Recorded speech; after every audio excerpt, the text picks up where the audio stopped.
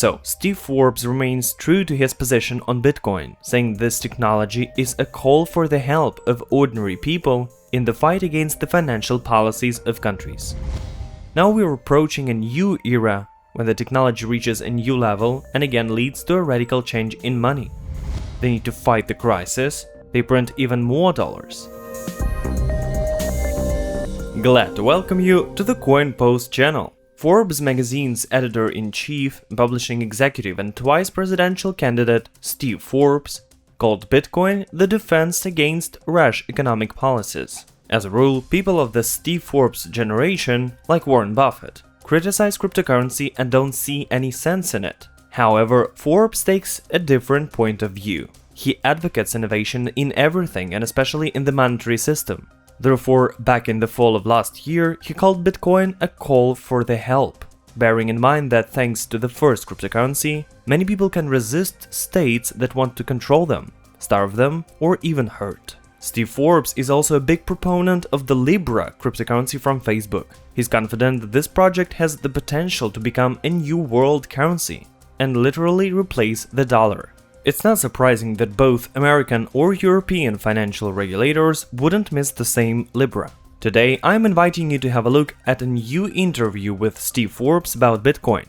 Let's see if his views have changed, what advantages and disadvantages he sees in cryptocurrencies, and what the future holds for the monetary system. I want to thank everyone right away who can support us and help share this video.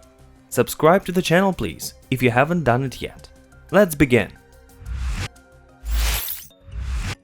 So, Steve Forbes remains true to his position on Bitcoin, saying this technology is a call for the help of ordinary people in the fight against the financial policies of countries. Bitcoin is a means to deliver financial assistance to Venezuela or Syria, where the authorities made it impossible to manage money properly.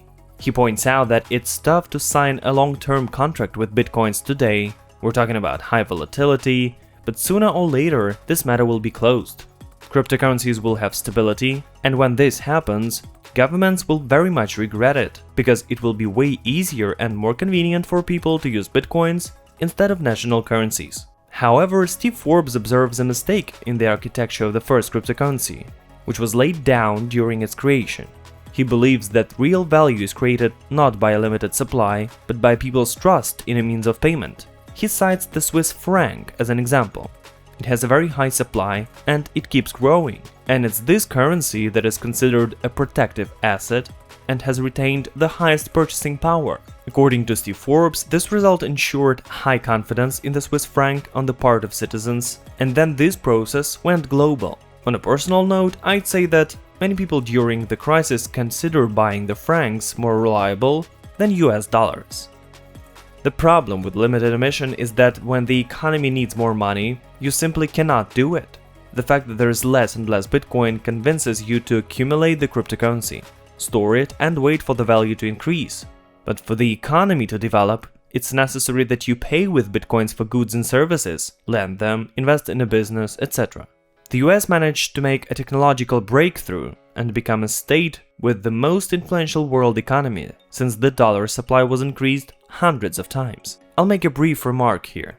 The First World War helped build the USA as well. America owed everyone before the war, and after it, the situation changed, and it was all the developed countries of the world that owed America. After all, the United States made their fortune trading with both sides of the conflict. But in general, Forbes' message is clear. There should be enough money so that the economy can move forward.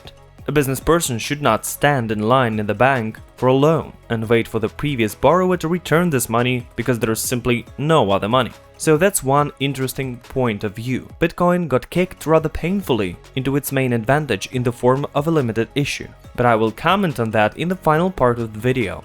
In the meantime, let's see how Steve Forbes considers the future of money. Money that can eventually become the new dollar on the world stage may well emerge from the cryptocurrency industry, and for this to happen, it should have certain properties. Firstly, we need a stable cost that doesn't change within an hour or a day, so that we can talk about long-term cooperation and confidence in the future. It should not be that today it costs a pound of steak and tomorrow a pound of dog food. Animal advocates, please don't start nitpicking. It was Steve Forbes who made this comparison. Secondly, they should be as easy to use as possible. Steve Forbes says that his credit card is quick and straightforward to use, and you have to figure it out like with Bitcoin. If you received a check from Canada and try to cash it in an American bank, then get ready to face a lot of bureaucratic problems. We shouldn't have this in the future. There should be no boundaries for money in the form of various currencies, state rules, bank policies, and so on. In fact, our guest is hinting at stablecoins. He then further in the conversation recalls Facebook's Libra and gives an example with a potential cryptocurrency from Amazon. In his mind, these companies have sufficient technological potential to revolutionize the world of money. Forbes explains that the first such significant change in priorities was abandoning the gold standard, and then the second step was taken when payments were digitized. Initially, banks didn't like the fact that they no longer have cash in their vaults but exist in digital records. But this technology made it possible to speed up and simplify the use of money many times. It began to work better and the economy could grow faster. Now we're approaching a new era when the technology reaches a new level and again leads to a radical change in money. The state and banks can and will oppose this because they don't want to lose control over cash flows. But ultimately, technology will take control, and trust will come first. People won't use the money given by the authorities, but the money they trust. Forbes doesn't see the future of Bitcoin in place of money for reasons that I've already given earlier: volatility and limited supply. But some other cryptocurrency with sufficient support from technology companies may well become a new global means of payment. Even if countries don't accept it, they will be forced to start changes for the better, because people will have a better alternative to fiat currencies. Here I'm going to add something. Steve Forbes did not say that the cryptocurrencies of central banks, the same crypto yuan or digital dollar there's a lot of chatter about, could become the money of the future. Apparently, he believes that governments are not capable of changing so much, that their digital money is really for people, not for authorities or banks. This is where I'm finishing the analysis of the Steve Forbes interview and moving on to a small response that I consider is essential to stand up for Bitcoin. But first, I'm asking you to support this video by giving the thumbs up and remind you to subscribe to the channel. Turn on the notifications not to miss our new episodes, as there will be many more. Here's why I don't see a problem in the limited issue of Bitcoin and don't consider it a mistake of Satoshi. Governments are used to solving all problems by issuing new money. If they need to support the economy, they print new cash. They need to fight the crisis, they print even more dollars. And actually, for your well-being to grow, you must earn these very dollars faster than the printing press produces them. If there is no such rate, then with your money, you can buy less and less every day. And to get wealthier, you must initially have huge capital that will allow you to overtake inflation. If we take a limited issue, then supporting the economy by printing money doesn't work.